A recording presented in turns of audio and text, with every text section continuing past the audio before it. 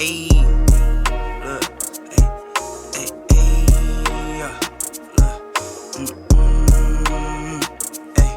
I'm in the lab like Dexter, brand new batch he tested. I'm with all the extras, don't try and bitch, I'm pressure. I'm the type to step on steppers, I'm the type to step on steppers. I'm the type to step on steppers, I'm the type to step on steppers. We'll go ahead and move on to Luka Doncic and the Dallas Mavericks and their recent struggles. So the Dallas Mavericks now sit at the 11th seed with a record of 36-39. I believe the last time we talked about the Dallas Mavericks, this team was sitting at the 7th seed or the 6th seed, fighting with the Golden State Warriors and the Minnesota Timberwolves for those two spots. And now I believe they're riding a 4-game losing streak, losing to the Charlotte Hornets twice within the last couple of days. And with them sitting at the 11th seed, with acquiring a guy like Kyrie Irving, how concerned are we with the Dallas Mavericks? I think this issue goes beyond Kyrie Irving and Luka. Of course, Kyrie Irving last game against the Charlotte Hornets, he wasn't good.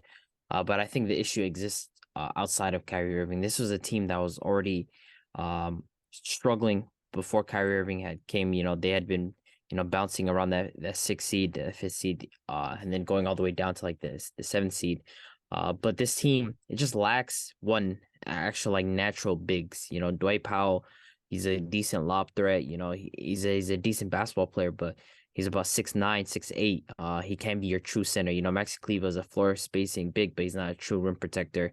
So they already lack natural bigs. Christian Wood, he's a scoring big, but he's not necessarily a great defender. He's not a rim protector like that. And then, of course, their absolute lack of wings. Their best defender is Reggie Bullock. You lost Dorian Finney-Smith in that trade. You lost your point of attack defender and Spencer Dinwiddie in a backcourt with Kyrie Irving and Luka Doncic just doesn't manufacture enough defense. You lack defensive wings to be able to guard other teams. If you watch these last couple of games against the Hornets, they've been unable to play defense at all. A combination of that comes from Luka's terrible effort on defense, and then of course pair that up with Kyrie Irving, and this team's a recipe for disaster. And if Kyrie Irving really leaves in this offseason, then this experiment has just really, really failed badly. It's backfired on Mark Cuban.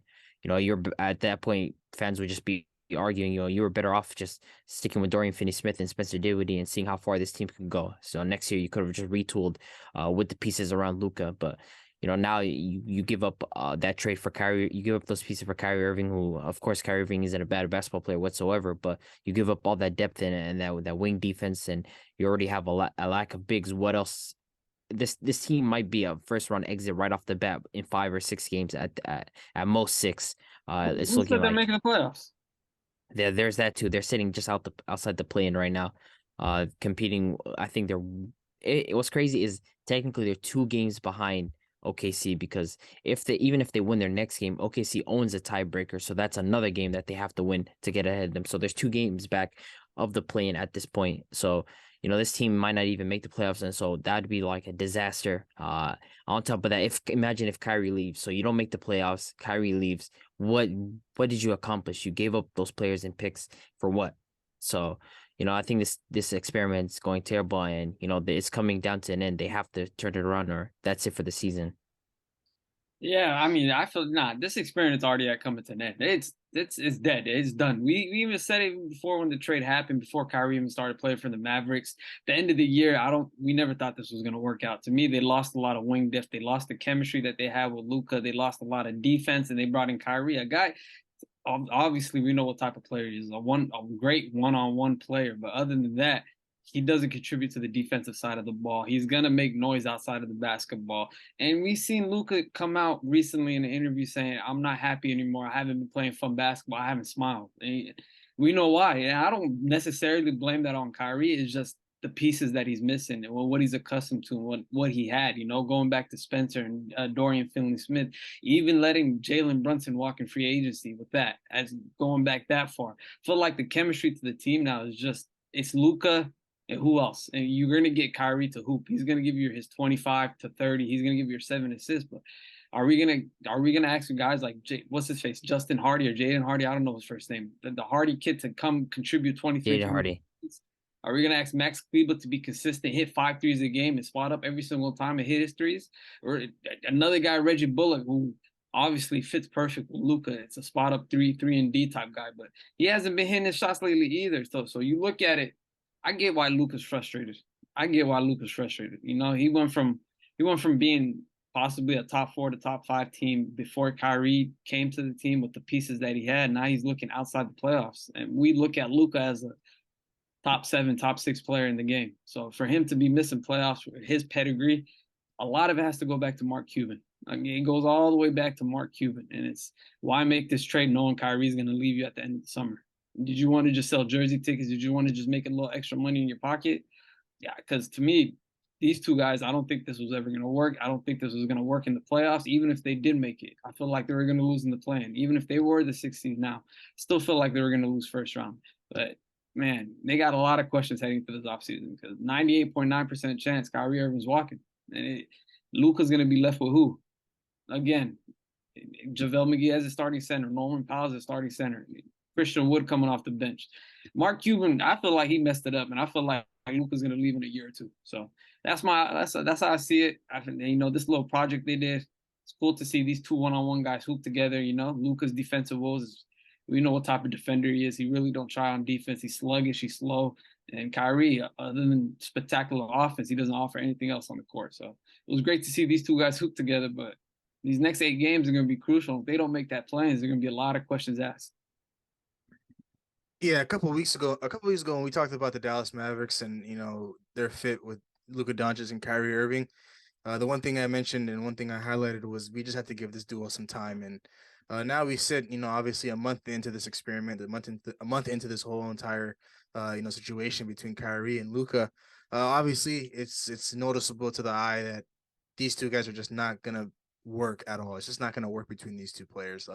You know, these guys are two crazy talented basketball players, but at the end of the day, they just don't necessarily fit well together. And of course, Abdi highlighted everything that's pretty much gone wrong with this roster, and you know, with them not being able to play defense and stuff like that. But I feel like a lot of this falls back on Luka more than people tend to lead on, simply because Luka Doncic has been out for a couple of weeks, you know, during this month of March. Kyrie Irving also sat out a couple of weeks with him on the bench due to another injury. So, I mean, we've seen a lot more Kyrie than Luka recently, but now with these two guys back on the floor, these guys really just haven't been able to build the chemistry that, you know, the Dallas Mavericks and Mark Cuban have hoped that they built, you know, going into the postseason or into the play-in tournament. So, you know, obviously chemistry is the number one issue. But number two, for me personally, I just don't like how Luka Doncic is coming out and saying that, late as of late, I haven't been able to have fun. I haven't been able to smile. It's not just me, you know, I feel like it's just not just me out there on the court. But I'll go ahead and read what he said. So he basically said, it's really frustrating. I think you can see with me on the court. Sometimes I don't feel it's me. It's just, I'm just being out there, you know. I used to have really fun. Oh my God. I used to have fun smiling on the court, but it's been so frustrating for a lot of reasons, not just basketball. I swear I can read. It's just this tweet is all just messed up. Let's not get that twisted. But yeah, I just don't. I feel like right now it's kind of like people are not going to view it in a way like, you know, it's Luka Doncic not having fun. They're just going to view it in a way that Kyrie Irving is being thrown under the bus here. You know, obviously Kyrie Irving came to this team and he's pretty much brought the bad cloud that was with him in Brooklyn over to Dallas, and that doesn't sit right with me because Kyrie Irving is not the main problem here. And now a lot of people are starting to put the blame on him and not onto Luka Doncic. Luka Doncic, for majority of the season, spends a lot of his time arguing with the referees on foul calls. Each and every game, he's always, you know, crying, complaining, which is why he's going to be suspended for the next game because he picked up his 16th technical foul in this past game against the Charlotte Hornets. So I feel like if Luka Doncic puts more of his effort into the game of basketball than he does into the referees, you know, I feel like a couple of the games that they've been losing, you know, can go a different way. But he's too locked in with the referees and them not, you know, making the calls for him. That, you know, obviously he's putting his team in terrible situations 4-on-5, you know, going back down there on the court. So for me, I just don't like that, you know, people are painting Kyrie to be this sort of walking locker room cancer when that's not the case in the situation. You know, it might have been the case in Boston. It might have been the case in Brooklyn, but I just don't feel like that's the case here in Dallas. And right now, the Dallas Mavericks and their recent struggles, you know, obviously it's a cause for concern. And we know with only 7 games left, with the regular season, and these guys sitting at the 11th seed. So they have a lot of uphill climbing to do in order to gain a spot in the playing tournament. Because obviously, there was once sitting at the the top 6 seed in the Western Conference, but that's just not the case anymore. Right now, they're on the outside looking in, and it's going to take a whole lot for these guys to just make the playing tournament. And then the next question arises: how deadly of a team can they be, come postseason time? So. Right now, I feel like the Dallas Mavericks and this whole experiment with Kyrie Irving and Luka Doncic, it just hasn't really gone as well as it hasn't really gone as good as people hoped it would go. Does that But mean the team's actually going to pay Kyrie Irving what he wants? I mean, I think they'll give it a shot. I think they'll give it a try. I mean they kind of have to. I feel like Because Dallas would definitely they'd be kind of forced to just give Kyrie what he wants, because I mean, like, you're gonna look like complete idiots if Kyrie leaves and you don't even attempt to give him what he wants because you made the trade for the guy. So you're in essence you're gonna be forced to pay him. But I mean, does another team look to pay Kyrie what he's looking for? That's the question. That's the question. Will there be another team willing to take Kyrie on? any other suitors for Kyrie Irving? To be honest, I'm not too sure, man. I'm not too sure. Obviously, we all know the money that Kyrie Irving is demanding, but obviously, he comes with a lot of baggage, and a lot of these franchises know how talented of a player Kyrie Irving is. But they're not. I'm not too sure if they're willing to take on that baggage. But to get back to the Dallas Mavericks, I feel like they're forced to offer him an extension and to give him what he's asking, simply because they let go of a guy like Jalen Brunson who fit the system, and they believe that Jalen Brunson wasn't, worth what he was asking for this past offseason. And What's obviously, crazy is apparently there was like a report that 2021, 2022 that Jalen Brunson, they were attempting to get an extension during that season. But it wasn't even as much as what it was now. I think he's getting paid 22 a year. I think so. They offered an extension like 15. First time his team was looking for like 15 million a year. This was like in the beginning of the 2021-2022 season. The Mavericks were like, no. So cool. Jalen Brunson has a great year in 2021-2022.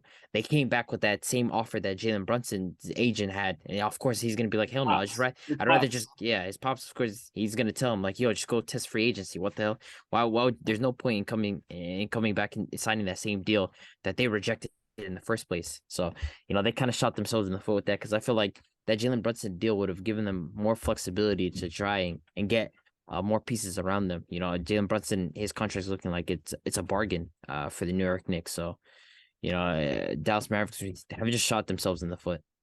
And they're gonna have to pay a guy like Kyrie Irving a lot more than they would have to pay a guy like Jalen Brunson. So, they could have saved themselves some money, and obviously it would have been for the greater. It would have been better for the team, obviously, because we saw how good Jalen Brunson and Luka Doncic were. In that last postseason run, especially when Luka Doncic was out, I believe in that Utah Jazz series, and Jalen Brunson really had to step up and win a couple of games with Luka Doncic being out. So, I think obviously they'll have to offer Kyrie an extension, but outside of the Dallas Mavericks, I'm not too entirely sure what other team might offer Kyrie what he's looking for. Maybe he accepts something a little less if he wants to go to a team like the Lakers that team up with LeBron James, but. I'm not too sure if that door is even open anymore with the way that they've been playing recently and with LeBron James coming back. So for the Dallas Mavericks, it's going to be interesting to see how this last week and a half play out for them. And obviously we'll be right here to talk about them. Record a new hit, then we making us a film. Wouldn't sign a deal if I got a couple mil. Been in the lab, now they throwing out deals. Yes, now late, now that's overkill.